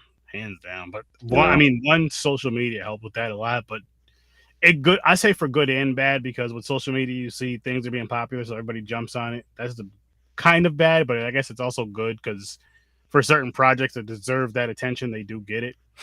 Yeah. And then the good from it is just a bunch of horror fans that never knew that these other people existed in the world, which there's other horror fans and it's so easy to connect with them. Like, oh, yo, this movie is fucking whatever it is. It doesn't have to be the best movie, the worst movie. It could be the best movie, the worst movie. We're still gonna have a fun conversation about it for the most part. Oh yeah. I really would. I hope for the day that when I have a conversation with somebody, like just random stranger I meet or whatever that likes the shirt I'm wearing, we strike up a conversation, whatever. Like, oh, you like horror movies? Oh, yeah. And usually the one thing that gets fucking like, there's a couple of different names that gets dropped. Oh, like what's your favorite horror movie? Like going on dating apps and shit and trying to figure this shit out is fucking ridiculous too, because it's always the same fucking thing. This is how you know the true ones from the ones that are just starting or the ones that don't actually really give that much of a fuck. What's your favorite scary movie? I really love those Conjuring movies. That's your favorite scary movie. I just fucking once would love to be able to talk to somebody that's maybe younger than me, that's like, yeah, Hellraiser, the original. That's my favorite one. And I'm gonna give them a high five. But I mean, with that though too, if their favorite is The Conjuring and they seen that at a younger age, they just connected with that. It could be similar to us with whatever movie really got us into it. But I get what you're saying, though. Yeah, like I'm not bad-mouthing. Like, okay, fine. I think I don't want to always say my favorite, but the most fun, I guess, random conversations for a horror for me is when I'm out at cons and it's a random movie like Thanksgiving, bringing that up. And like, oh, you seen that? Oh, yeah. Or any other ridiculous movie. Same here, man. But those ridiculous movies that only... I'm saying like a horror fan where you're just watching fucking literally anything. And you're like, yeah, I seen this. Not the Friday the 13th, and I fucking love those. Not the Nightmare on Elm Streets and the Hellraisers. But just like a Thanksgiving or some crazy shit. It's like, to where people who do... Evil Bong. Boom. Another one. Evil Bong versus the Ginger Dead Man. But so people who are horror fans, because to me, if you love horror, you're a horror fan. I don't care if you watch just the ones that come out in theaters, if you watch just B movies. I don't like that whole, oh, you're not a true horror fan if you haven't seen this. If you watch horror, you're a true horror fan. That's all it really takes. It's either collecting it or watching it, or both. Yeah. But the ones that, how we get that real deep dive. I love how we can give that real deep dive to that movie. It's like digging in the Walmart bin. You pick that movie that's in the middle, you just go home and watch it. Yeah. It's like, listen, everything in here is $2.50. Just dig in there. We'll just watch. It's all horror. Just dig in there, and that's what we're getting, and that's it.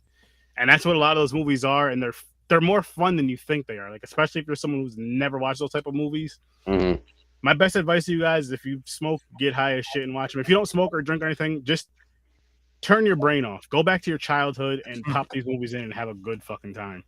Oh yeah, I mean the Conjuring movies. I was just using an example. It's mainly like me being like, it's just, I know, I get what you're saying. Like, you would love to see the youth, because I would love to see it too. Like, because you see some little kids that love, like, say, even if it's Friday the 13th, but it's the old version, or like the old, or Chucky. That's another one. Yeah. All that, it's cool. Like, I love that shit when I was a kid too. And then you see these little kids doing it, and like, this is like one of the dopest things is seeing these kids in these costumes at these horror conventions, and good shit, not like the. Not the masks that scraped your face that we had to use for Halloween as kids. Not them. Not the dangerous masks. The good shit. Masks. Yeah. The good shit. JB is actually on here at the moment. He's the other host for Tell Us the Podcast. He's the main host of Tell Us the Podcast. But he says no one younger watches the older flicks. That's not necessarily true. That's why. I mean, because like he and I both, and I know Dave, you got kids too. Like, we spread the word, and that's how the kids get, get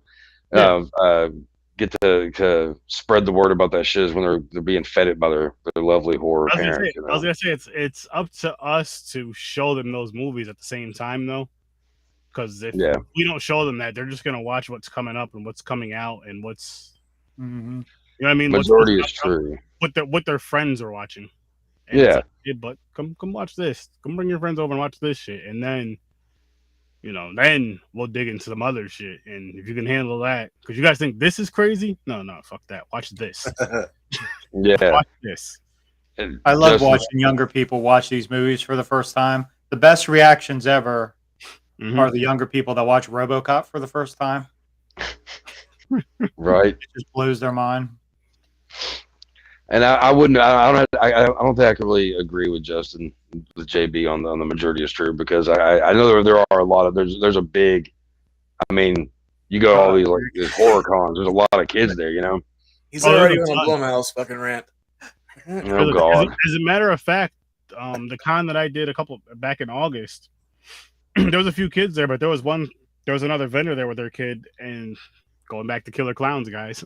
Chris has to watch it.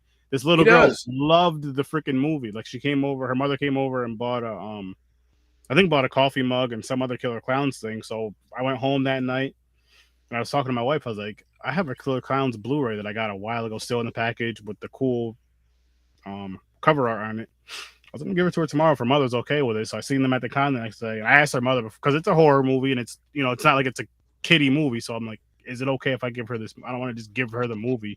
Because she said it's Killer Clowns. Maybe I don't know what parents allow their parent, And she's like, "Oh, that's great." She's like, "Are you sure?" I was like, "Yeah, here." But so that stuff is dope. And my thing was, I was like, I want the youth to just keep watching horror, and if I can do anything to help that, I definitely will. And especially the older shit. Nothing against the new shit, because I love that too. But it's like, get some of that old stuff too, and then you'll really appreciate some of this newer stuff, and you'll understand some of the things, like when we're like, oh shit, that was in such and such a movie. That's where they got that from. You'll know what we're talking about in those conversations. I do have to comment on his little Blumhouse thing though. Okay, yeah. As he said, my kids watch them, sure, but average kids these days are just watching shit Blumhouse films. That may be so. But there are kids, teenagers, whatever the fuck, that are getting into horror movies, like we kind of discussed a second ago. And even if they're watching shit horror movies that that we think they're shit or whatever, there's the door. There's that door that's open to where you can slide in the classics. But it's like, okay, you like that, cool. Watch this now. You know, no matter what your beef is and shit. Like I don't think he was on here earlier, but I was giving you props, JB, on the fact that you're right when it comes to the Blumhouse for the most part, but not always. Michael, Blair Witch. Michael, Blair Witch. What's funny is I seen that for the first time. Was it last year or the year before last? I was high as shit watching it, and I fucking loved it. Yeah. And it's one of those movies to where I believe it came out like a 94, 95-ish. 99. 99-ish. Either 99. Was it 99? Either way, I was a young teen, so I don't know how I felt about it then. I don't think I would have gave it a chance. But watching it I'm like, I had a great fucking time with that shit. I don't know what it was. I went back and rewatched it last Friday, and I was like, yep, I fucking still love this fucking movie. As simple as it is, I think because of how simple it was, and it makes you kind of think of how, just back up, I mean, I wasn't doing that kind of shit. Like, I didn't even think of doing horror shit. We were more so just like wrestling and running around the neighborhood. But I had a video camera as a kid, and it made me, just the quality of it made me think of, like, I could see this being my friends doing some whatever we're doing, but it being kind of this kind of quality and shit with the quote unquote acting, whatever you want to call it, because it just seemed like three friends just kind of hanging out, going in the woods, and I just enjoyed it for that part of it. Well, the marketing was genius when it came out. That's what I was gonna say. Yeah, it really was. I mean, because nobody had done that before. The internet was still kind of new. Yeah, and everyone thought these people were thought it was real. People really thought it was real. Like, they didn't have, and none of the cast did interviews. There was no press, no nothing. They weren't allowed. They weren't allowed, and they didn't even give them a script. It was just an outline.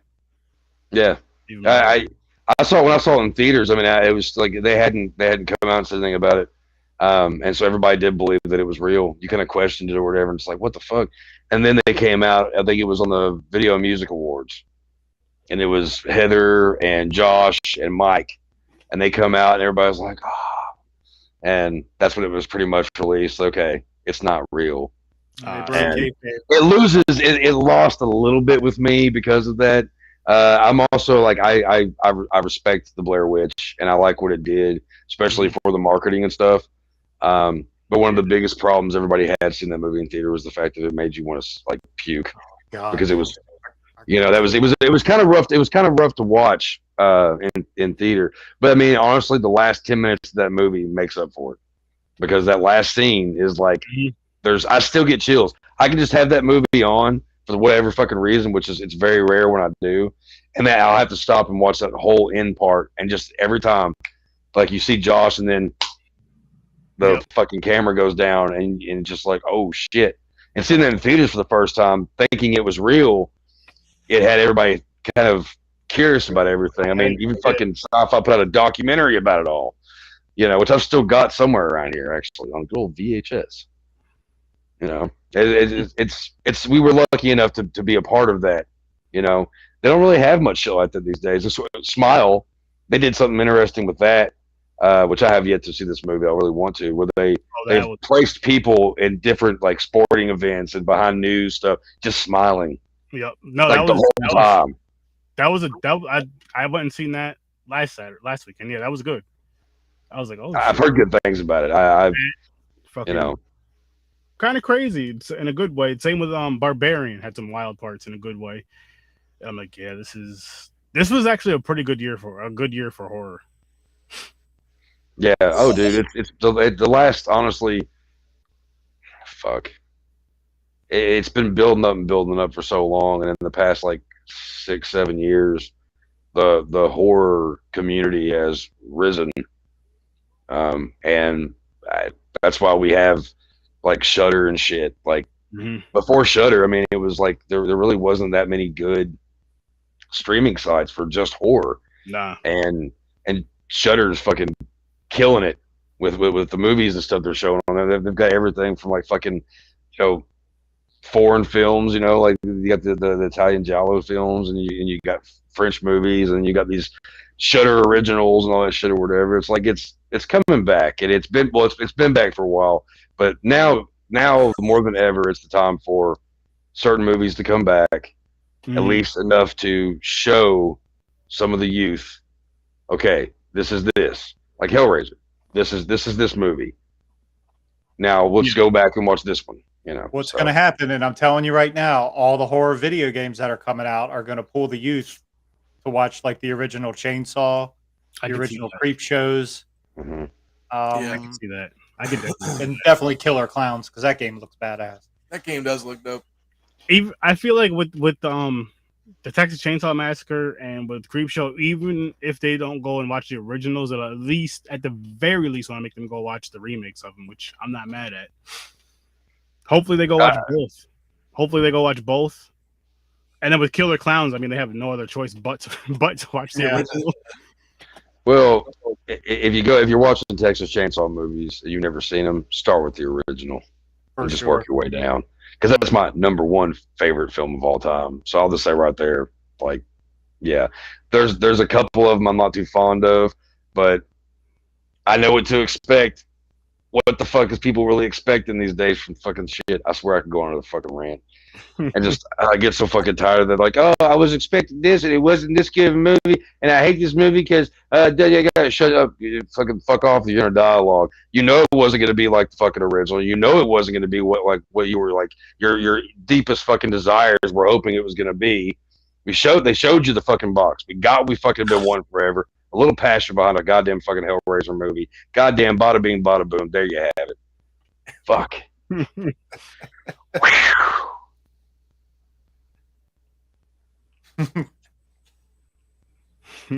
Yeah, I've seen the Texas Chainsaw game, and it looks like a lot of fun. Yeah, it looks really good. All that shit looks fun. You can play as the family, or you can play as the victims, and if you play as the victims, you try to escape, and if you play as the family, you try to hunt. There's all these different scenarios. I don't know how they're going to do the Creepshow game, though. I was curious about that one, too, because I just heard about that the other day. And the Texas Chainsaw Massacre one, I've got a buddy that actually knows the guy that makes those. Because he lives in Lexington. And when it comes to the Texas Chainsaw Massacre game, I don't know too much, and I can't say too much of what I do know. I just know that there's a question if it's even going to come out. Because there's been some bugs, put it that way, where they're kind of like, but I can't say much more than that. I just know that it may not even come out, especially with Killer Clowns coming out and then Creepshow. But I love the fact they're doing it. I love the fact that horror games are coming. I mean, that's Friday the 13th when that came out, dude, it was so fucking amazing. I still love that game. It's only fun when you're playing it with other people. But for the most part, and it gets boring and repetitive after a while, but it's still fun as fuck. Get to fucking play a Friday the 13th game again. It's actually worth the shit. I feel like with that game, with Friday the 13th, and I know we have our Resident Evils and everything else, but that game I feel like is the one that really was just like, oh shit, people really buy these multiplayer horror games and fucking play the fuck out of them. Mm-hmm. And I mean, like I have the Evil Dead game, which is fucking awesome as shit. It's fun. And it's very similar as far as the gameplay. I know it's a different story and shit, but to Friday the 13th, but it's just like a better version of it. And of course, they had the licensing and all that other shit. Plus, they had the basis of the Friday the 13th build. So I'm like, just imagine Friday the 13th came out. Everything's agreed upon. Then it came out around now where they have everything figured out. How much doper that game could have been. Well, that also the lawsuits happened, and that's why we didn't get. There were supposed to be a bunch of different levels. Mm-hmm. There was supposed to be a Jason X level. There was supposed to be a couple other levels. Basically, one per movie, right? And then it was something like that, yeah. And then all the fucking arguing and bitching that the creators, of the original stuff had. Mm-hmm. Kind of fuck that, and they because some of those levels were already made. Yep. But they weren't allowed to put them out and do anything with them. They were going to do like a whole expansion pack, and then like, nope, cease and desist. You got to stop. You're lucky you get this one out. I've been meaning to get the Evil Dead game.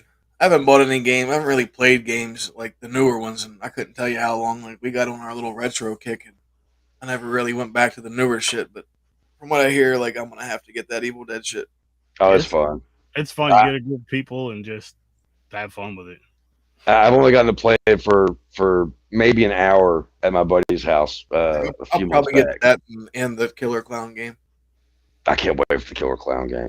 See, I got to play the Evil Dead game though on a 75-inch TV, Nice. feeling pretty good in the head, and just it's cool, and it's yeah. Oh, dude, you'll fucking love it. It's fun as shit. Mm-hmm. Do you remember the other ones that came out a long time ago? Like This Is My Boomstick, and Yeah, there was another one. Boomstick. Yeah, Fistful of Boomstick. Yeah. Always loved that. Those games for like PlayStation and shit. Yeah, so those were fun games. They don't get talked about as much, you know. See, but like horror's coming back and all, and it's come back. The Evil Dead game on Atari sucked. Oh God, no. I never played on Atari. We did a video with it whenever we first started our channel, and it was fucking hideous. I'll have to see if I can find gameplay of that. Fucking, like the porch swing for like 20 minutes. Good time. It was a Texas Chainsaw game for Atari too, I think. Mm-hmm. I never played it. I read about it in a magazine a long time ago. Who says we don't, Mike? If I had some, I would. I did last podcast. I just got some of these pineapple habanero gummies. They're freaking phenomenal. Oh, fuck yeah. Sounds interesting. Pineapple habanero gummies. Little spice there on them. I can dig it's that. On the back end. Oh yeah, when they usually tell you to only a couple out of a bag, you know, or out of a vial, they're like, okay, you know, you probably should only have like 2, you know, or like only eat half the cookie, or like just a corner of the cookie. I'm the guy that eats 2 of those. I eat 2 cookies, and then I sit here and melt. These are only 5 milligram gummies, but I usually eat like 6 of them at a time. I just had some 1,000 milligram ones that came from Colorado that a friend of mine brought. And I didn't think they were going to do shit. They came like these little tiny little squares in lines, the little tiny things. And I ate 3 of them the first time, this little squares. And man, I'll tell you what, it actually, I mean, it kicked in a lot harder than I thought it was going to. And I was like, fuck yeah. And then I had to eat a whole one with all of them on it. It was just like, go for it. You got to go for it. You know what I'm saying? You got to go for it. I like to feel like I'm melted in my couch. Nice. Yeah. Like if I'm not really doing anything besides talking, I usually do it. The first Bastard Son show that we played, I didn't know, I couldn't figure out how to fucking fuck with my drums. I couldn't set them up because my buddy thought it'd be a great idea to give me it was a Rice Krispie treat that was Fruity Pebbles, and it was like a brownie thing, and I fucking ate that like 20 minutes before it was time to play. And when I was setting my drums up, I totally I was not there at all. I was like, how do I do this? Where does this go? How high does it need to be? Like I'm sitting like way lower than I usually do. Like there's a video of it. I don't suggest it. It was not a good time period. But yeah, like my toms in. Yeah, it's ridiculous. Will I play eating edibles? Yes, but I prefer not while using an instrument. If I'm just up there with a microphone, then yeah, I can have fun with that. But if I'm actually having to do something that's important besides just screaming at people, yeah, I could toke all day long. It doesn't bother me. But give me some edibles. There's a good possibility it may turn out to be an amazing show. It might end up being a shit show. We don't know, but it happens. And on here, I'm just talking, so whatever. But you could always tell when I've eaten edibles because usually I'm quieter. Like I'm just like, yeah, it's, you know, and that's been a couple of Tell Us in the Podcast episodes recently too. Shut up, Chuck. Amazing. Well, I guess we're gonna wrap this one up. But first, do any of you fine gents have anything going on? Chuck. Actually, oh, go ahead, Chuck. Oh, no, you go ahead. You're the guest. You go ahead. Friday, I am going to be on a friend's podcast, actually co-hosting. They're going to be doing a live hunt. So I'm going to be on there co-hosting the Scene Snobs. So guys, go check out the Scene Snobs. And that's going to be a good-ass time. Like I'm gonna be kind of on a ghost hunt with them, but from a safe place, from my own room, my own attic, and they're gonna actually be on the hunt, and they want me and another guy to, run the show, have some fun, talk some shit, all this other good stuff. So tune into that because that's gonna be a great time, and I cannot wait. Hell yeah, that sounds badass. Actually, I used to do some ghost hunting shit. And actually, it's funny because about it's been about a year or so now. My ex-girlfriend and I had some friends that lived in a fucking certified fucking. This place was fucking haunted. We got audio fucking proof of it. It sounded like an old woman saying "Leave me alone," in a video of her just like filming her dog and her kids, like all kinds of crazy shit. So the original plan was when they moved out, because they wouldn't even go in the house anymore after that. And the original plan was we were to go in and have a whole podcast thing, like go live and do all this. But every time that I talked to them about they didn't want to go back in the house. It was a family thing. They family situation that they rented this house from them. But the wife was terrified, and the husband wasn't terrified until he was there by himself one afternoon. Some shit went on, but the thing mainly fucked with her, and she wouldn't step foot in it ever again. So that's a cool fucking thing, man. That's awesome. I think that's all. Yeah, that's bad as fuck. That's gonna be fun. I'll send you guys the link. I'll try to send you guys the link for it tomorrow, or at least for the YouTube channel. Yeah, that's definitely for sure. That's gonna be fun as shit because I'm gonna be getting high in my house and having a good old time watching these guys do this shit. Make sure I want to see if I actually really want to try something like that out, and if I see some crazy shit, I'm good. Can't read that. He says he's going to the Villisca Axe Murder House in 2 weeks for overnight stay. I'm jealous. I'm so jealous. That place has always intrigued the fuck out of me. It's one of the most disturbing fucking stories in the annals of American history. Yeah, I want to go to the Clown Motel. Where's that at? Vegas? Yeah. Nevada, yeah. Still want to go to Silent Hill. Yeah. But what we're talking about? What you had going on? Oh shit. Okay. My bad. Yeah, this weekend, in London, Kentucky, we're playing the Mountains of Metal 7. We played the second one a few years back, so this is our return. We're really excited about it. It's a 2-day thing, so it's on 14th and 15th. So you can camp. There's a big bonfire that's going to go on. Shit ton of great bands from Ohio, Tennessee, Kentucky. Yeah, it's going to be a good time. All the information, all the list of bands that are going to be there are on our Facebook page, Bastard Sons of a Judas Go. You can go check it out. There's a bunch of different flyers on there. The newest one is actually Leatherface. It's actually Texas Chainsaw Massacre related, so it's kind of cool looking. But I saw that. yeah, Cool looking. So yeah, that's what I've got going on at this moment in time. Oh, beautiful. Well, normally at this part, I would play the trailer for next week's episode, but since we can't do that, I guess we'll just tell you we're going to do Halloween, the new trilogy. We're going to do it. It might be good. Oh, yeah, we are. We're going to do it like this, but more aggressive. So tune in for that, no matter how the movie turns out. Watch our channel. Follow us on Facebook. And don't forget to subscribe to our YouTube channel, as well as Bastard Sons of a Judas Goat and Horror with Sir Sturdy. It only takes a second. It's just a clickety-clack, but it means a lot to us. It means you love us and you enjoy our content. What? Evil dies tonight. But again, thank you so much for joining us. Thank you for watching. Thank you for listening. Happy 40 Video Store Clerks. Oh, yeah. Happy 40. And they said it couldn't be done. And we thank Sir Sturdy once again for joining us. We had a great time. We will be showing up, I promise you, hopefully all three of us at the same time on his show in the very near future. Yes, definitely. What are you doing tomorrow?